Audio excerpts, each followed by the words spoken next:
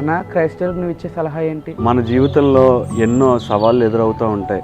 కొన్నిసార్లు మనం వెళ్ళే మార్గంలోనే కష్టాలన్నీ ఉంటాయి. లోకానుసారంగా జీవించే వ్యక్తుల పట్ల చాలా విశాలంగా ఉంటుంది మార్గం. వారు ఏం చేసినా వాళ్ళకి విజయం వస్తుంది. కానీ క్రైస్తవులుగా మనకు ఒకసారి ఎన్నో శోధనలు ఎదురవుతూ ఉంటాయి. అటువంటి సమయంలో మనం డీలా పడిపోతాం. అలాంటి వారికి దేవుడిచ్చే వాగ్దానం రోమ పత్రిక 8వ అధ్యాయం 28వ వచనం. ఆయనను ప్రేమించే వారికి మేలు చేయుటకై సమస్తము సమకూడి జరుగునని వాగ్దానం ఇచ్చాడు.